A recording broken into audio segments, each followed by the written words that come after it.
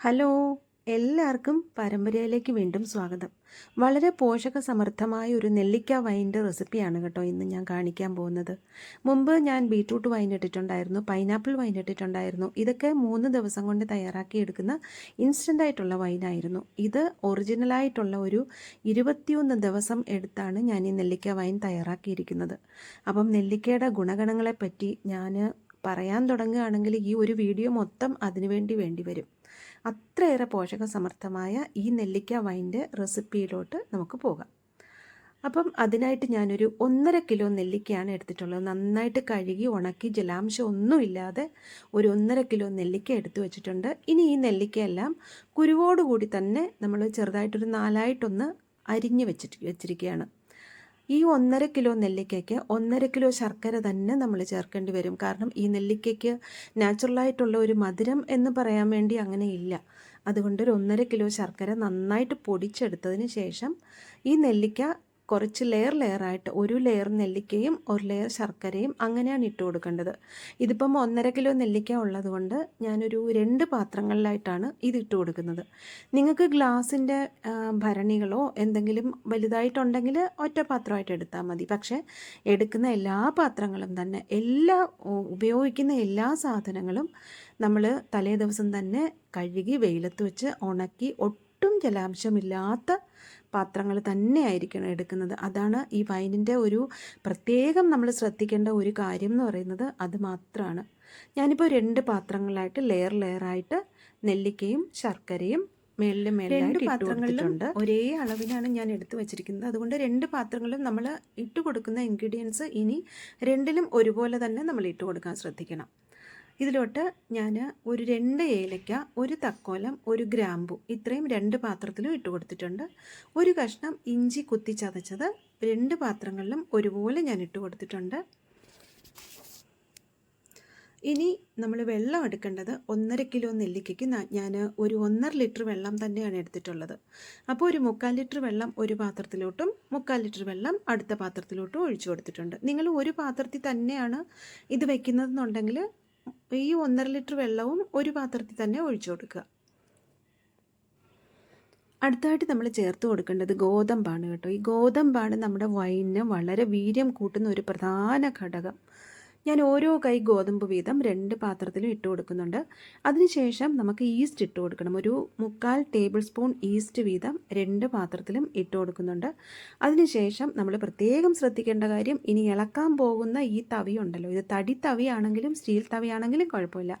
പക്ഷേ തലേ ദിവസം തന്നെ വെയിലത്ത് വെച്ച് നന്നായി ഉണക്കിയെടുത്ത ഒരു തവിയായിരിക്കണം. അതുകൊണ്ട് നമ്മൾ വൃത്തിയായിട്ട് ഇതെല്ലാം കൂടെ ചേർത്ത് ഇളക്കി ഒന്ന് നന്നായിട്ട് ഇളക്കി മിക്സ് ചെയ്ത് യോജിപ്പിക്കുകയാണ്. അതിനുശേഷം ഇത് രണ്ടും അടച്ചു വെച്ചിട്ട് ഒരു വെള്ള തുണി വെച്ച് പൊതിഞ്ഞ്, വെള്ള തുണിയോ ഇല്ലെങ്കിൽ ഏതാ നിങ്ങളുടെ കയ്യിലുള്ള നല്ലൊരു വൃത്തിയുള്ള തുണി വെച്ച് പൊതിഞ്ഞ് ഒരു സൂര്യപ്രകാശം അടിക്കാത്ത ഒരു സ്ഥലത്തോട്ട് നമ്മൾ സൂക്ഷിക്കുകയാണ്. അടുക്കളയുടെ കബോർഡിലോ എവിടെയെങ്കിലും. ഈ സൂക്ഷിച്ചതിന് ശേഷം ഇനി നമ്മൾ 21 ദിവസം ഇതുപോലെ നമ്മൾ സൂക്ഷിച്ച് വെക്കുകയാണ് ചെയ്യുന്നത്. ഇനി തുടർന്ന് വരുന്ന ഒരു 5 ദിവസം കഴിയുമ്പം തോറും ഇതെടുത്ത് നമ്മളൊന്ന് തുറന്ന് നോക്കിയതിന് ശേഷം വീണ്ടും ശ്രദ്ധിക്കുക, നല്ല ഉണങ്ങിയ ഒരു തവി വെച്ച് ഒന്ന് ഇളക്കി കൊടുക്കുക. നമ്മളത് ഇളക്കാൻ തുറക്കുന്ന സമയത്ത് തന്നെ നമുക്ക് കാണാൻ പറ്റും, അതിനകത്ത് പൊട്ടുന്ന പൊട്ടുന്ന കാണാം. കണ്ടില്ലേ, അതിലൊരു റിയാക്ഷൻ നടക്കുന്നതാണത്. അപ്പോൾ അതുപോലെ ഓരോ 5 ദിവസങ്ങളിലും ഇളക്കി കൊടുത്തതിന് ശേഷം നമ്മൾ പിന്നെയും അതുപോലെ തുണി വെച്ച് മൂടി സൂര്യപ്രകാശം അടിക്കാത്തത് സൂക്ഷിക്കുക. ഏറ്റവും അവസാനം 21 ദിവസം കഴിഞ്ഞതിന് ശേഷം നമ്മളത് തുറന്ന് നോക്കി ഫൈനലായിട്ടൊന്ന് ഇളക്കിയതിന് ശേഷം ഒരു നല്ല വെള്ള തുണി വെച്ച് നമ്മൾ അരിച്ച് ആ വൈൻ പ്രത്യേകം മാറ്റി വയ്ക്കുക. ആ അരിച്ച് കിട്ടുന്ന നെല്ലിക്ക നമ്മൾ കളയേണ്ട ആവശ്യമേ ഇല്ല. നമുക്കൊരു അടിപൊളി പിക്കിൾ ഉണ്ടാക്കാം. അതിൽ നിങ്ങൾ ഏത് രീതിയിലാണ് പിക്കിൾ ഉണ്ടാക്കുന്നതോ അതുപോലെ നിങ്ങൾ ഉണ്ടാക്കുക. ഇപ്പോൾ ഇവിടെ ഞാൻ എൻ്റെ സ്റ്റൈലിലുള്ള പിക്കിൾ എന്ന് പറഞ്ഞാൽ നെല്ലിക്ക അടുപ്പിൽ വെച്ചിട്ട് നല്ലെണ്ണ ഒഴിച്ച് നന്നായിട്ടൊന്ന് വതക്കിയതിന് ശേഷം ആദ്യം കുറച്ച് മുളക് പൊടി ആദ്യമേ ഒന്ന് ഇട്ട് കൊടുത്തു. മുളക് പൊടി ഇട്ടതിന് ശേഷം വീണ്ടും കുറച്ചുകൂടെ നല്ലെണ്ണ ഒഴിച്ചിട്ട് നന്നായിട്ട് ഒന്നുകൂടെ ഇളക്കിയതിന് ശേഷം എരി നോക്കിയപ്പം എരി കുറവാണ്. പിന്നെയും തിരിച്ച് ഒന്നുകൂടെ മുളക് പൊടി ഇട്ട് കൊടുത്തു. വീണ്ടും മുളക് പൊടി ഇട്ട് കൊടുത്തു. അതിനുശേഷം അല്പം കായപ്പൊടി ഇട്ട് കൊടുത്തു. പിന്നെ അല്പം പെപ്പർ പൊടി ഇട്ട് കൊടുത്തു. പിന്നെ അതിനുശേഷം കുറച്ച് ഉലുവാപ്പൊടി ഇട്ട് കൊടുത്തു. ഇത്രയാണ് ഞാൻ എൻ്റെ ഒരു സ്റ്റൈലിൽ പിക്കിളിൽ ഇട്ട് കൊടുക്കുന്ന സാധനങ്ങൾ. അതിനുശേഷം അല്പം നല്ലെണ്ണ കുറവായിരുന്നു, കുറച്ചുകൂടി നല്ലെണ്ണ ഒഴിച്ചിട്ട് നന്നായിട്ടൊന്ന് വതക്കി ആ നെല്ലിക്കയൊക്കെ ഒന്ന് സോഫ്റ്റ് ആവുന്നത് വരെ ഒന്ന് നന്നായിട്ടൊന്ന് വതക്കിയെടുക്കുക. അതിനുശേഷം ഇതിൽ പുളി നിങ്ങൾക്ക് വേണമെങ്കിൽ നെല്ലിക്ക ലൈറ്റായിട്ടൊന്ന് കഴുകിയതിന് ശേഷം വേണമെങ്കിൽ ഇടാവുന്നതാണ്. ഞാൻ കഴുകിയില്ല, അതുകൊണ്ട് ആ ശർക്കരയുടെ ഒരു ശകലം അല്പം ഒരു മധുരം കൂടെ അതിനകത്തുണ്ട്. ആ മധുരം വേണ്ടാന്നുണ്ടെങ്കിൽ നിങ്ങൾ ലൈറ്റായിട്ട് ആ നെല്ലിക്ക ഒന്ന് കഴുകിയിട്ടിട്ടാൽ മതി. ആ പാകത്തിന് ഉപ്പും ഇട്ട് കൊടുത്തു. പുളിപ്പിനായിട്ട് ഒരു 1/2 കപ്പ് വിനിഗർ ഒഴിച്ചു കൊടുത്തു ഞാൻ.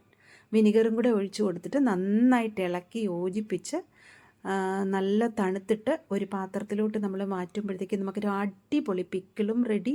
ഒരു 1.5 കിലോ നെല്ലിക്കയിൽ നിന്ന് നമുക്കൊരു അടിപൊളി പിക്കിളും റെഡി.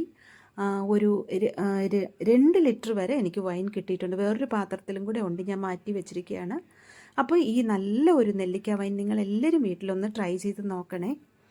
നല്ല ടേസ്റ്റാണ്. നല്ല വൈനിൻ്റെ ഭയങ്കര സ്ട്രോങ് ആയിട്ടുള്ളൊരു വൈനാണ് കേട്ടോ ഇത്.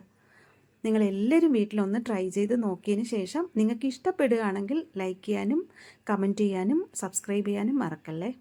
Have a good day. By.